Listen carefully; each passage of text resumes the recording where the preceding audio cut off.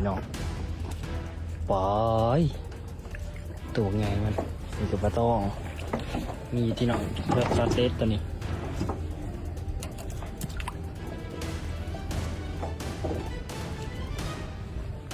แต่เสียดายสิเนี่ยตัวไงมันปลาตายหายเนาะ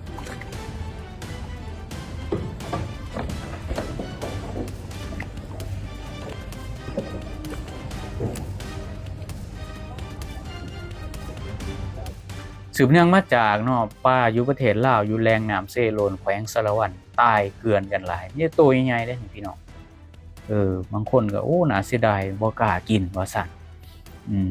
ล่าสุดก็คือเพิ่นออกมาวัดค่าน้ำแล้วพี่น้องเจ้าหน้าที่ที่เกี่ยวข้องบอกว่าน้ำสะอาดดีบ่มีสารพิษตกค้างจักสิแม่นบ่แม่นขออ้างก็บ่มีขออ้างที่มันเป็นรูปธรรมที่มันสิให้เห็นว่ามันปลอดภัยแท้มีแต่อ่างปากเปล่าแล้วเอาคนมาถ่ายรูปซื้อหรือบ่ก็บ่ฮู้เนาะพี่น้องสิไปจะได้ไปเบิ่งกัน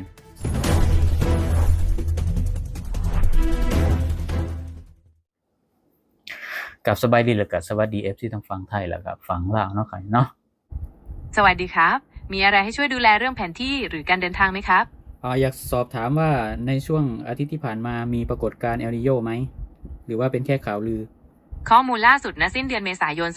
2569 ครับยืนยันว่ายังไม่เกิดปรากฏการณ์เอลนีโญอย่างเต็มตัวนะครับเมื่ออาทิตย์ที่ผ่านมาแต่ข่าวที่เห็นน่าจะเป็นการแจ้งเตือนถึงแนวโน้มที่กำลังจะเกิดขึ้นในอนาคตอันใกล้มากกว่าครับ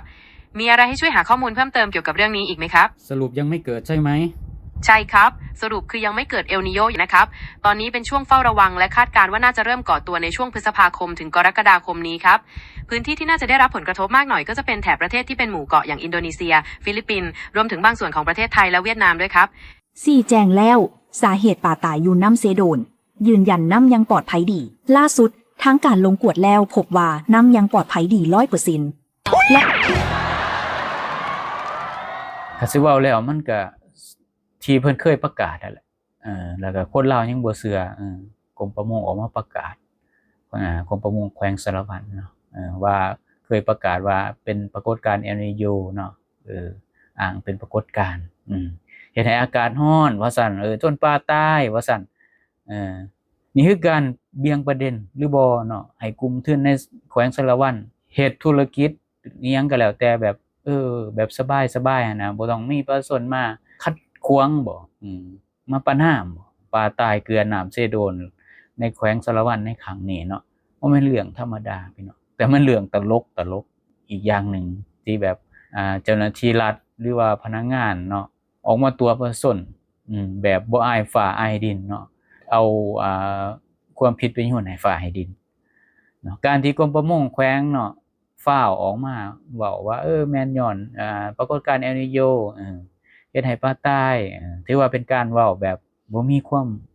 รู้หรือว่าบ่มีข้ออ้างอิงก็ว่าได้เนาะสิว่าเป็นการดูถูกชาวบ้านอีกอย่างนึงก็ว่าได้คือกันเพราะว่าชาวบ้านซุมื้อนี่เขามีอินเทอร์เน็ตพี่น้องหรือว่าคิดว่าชาวบ้านกินหญ้าบ่ก็บ่รู้เนาะ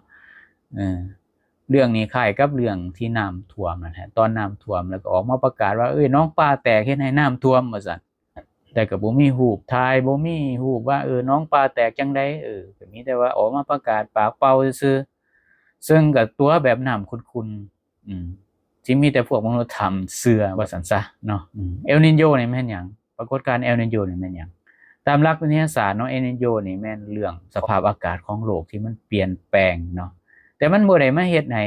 ปลาตายในสายน้ำน้อยๆแบบคือบ้านเฮานี่มันเป็นไปได้ยากการที่อ้างว่าอากาศร้อนจนปลาตายนี่มันก็แฮงน่าตลกเนาะพี่น้องน้ำมันก็ไหลเวียนอยู่ตลอดน้ำมันก็เลิกอยู่ได้มันบ่แม่นว่าน้ำเลิกคาศอกนี่แต่ว่าบนอื่นใกล้เคียงก็ผัดบ่เป็นหยังบาดนี่ปลาผัดบ่เห็นตายกันมันก็สิเป็นมุมกว้างเนาะแต่ว่ามันสิเป็นบางจุดมันก็เป็นไปบ่ได้ดอกนี่คือการขี้ตัวหรือบ่เพื่อปกปิดความจริงเนาะที่แบบ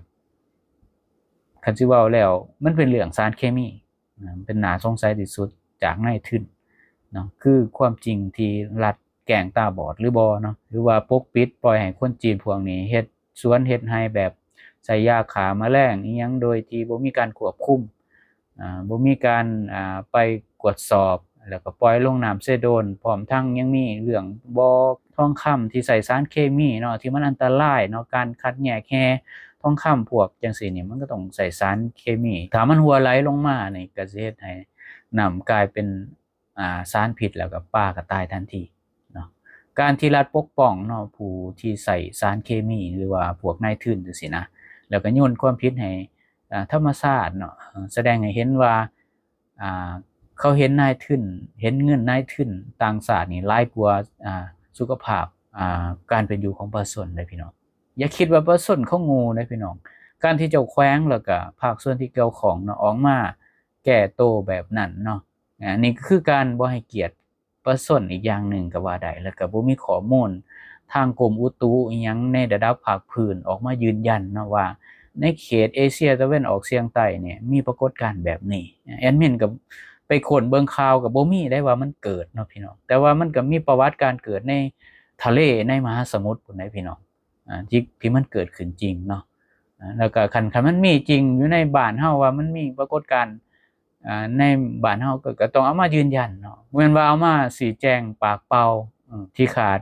หลักการแบบจังซี่เนาะบ่มีข้ออ้างอิงจังซี่เนาะถ้าน้ำเสโดนมันสะอาดเนาะตามที่พวกทานอ่างนะก็ลองมาเบิ่งพี่น้องลองเอาปลาเอาหยังไปคั่วกินเบิ่งพี่น้องไปปิ้งไปหยังก็ได้ไปย่างลองกินเบิ่งล้างสะอาดเนาะเพื่อพิสูจน์ความจริงให้ประชาชนเห็นบ่มีข้อมูลอ้างอิงแบบแรงอ้างอิงที่มันชัดเจนที่มันเป็นรูปธรรมก็เอาจังซี่ก็ได้พี่น้องเซาเอาธรรมศาสตร์มาอ้างซะเนาะพี่น้องเนาะมันจังได๋มันอ้างปากเปล่าหั่นนะบ่มีข้อมูลอ้างอิงเนาะสิมาเบี่ยงเบนอิหยังที่มาปกปิดการกระทำของนายทุนแล้วก็รัฐที่แบบมีส่วนใดส่วนเสียเนาะอีหยังจังซี่บอกมามันก็เมื่อยพี่น้องแล้วก็คำประกาศแบบนี้นะแห้งอันตรายต่อประชาชนเนาะหากบ่มีการแจ้งเตือนเรื่องสารเคมีในแม่น้ำนี่แต่ผัดมาอ้างว่าเป็นปรากฏการณ์ธรรมชาตินี่ก็ถือว่าเป็นการฆ่าประชาชนทางตรงแล้วก็ทางอ้อมได้ถ้ามันมีสารเคมีแท้มันบ่แม่นเรื่องธรรมดาพี่น้องเนาะคันเป็นแบบนี้มันถามว่ามีความละอายบ่ถามมันมีสารพิษอีหลีนี่ถือว่าเลือดเย็นแห้งเนาะเจ้าหน้าที่บ้านเมืองเฮาเหมือนว่าสิเห็นผลประโยชน์เห็นเงินของนายทุนได้แนวนี้พี่น้องมันถือว่าจิตใจขาดคุณธรรมอย่างใหญ่หลวงพี่น้องโอเคสำหรับวันนี้ขอบใจขอบคุณสำหรับ FC ทุกท่านที่ให้เกียรติเข้ามาติดตามมาฟังมาชมหรือกดไลค์กด Subscribe เพื่อสิบ่พลาดคลิปต่อไป EP ต่อไปสำหรับวันนี้ขอกล่าวคำว่าสวัสดีครับสวัสดีบาย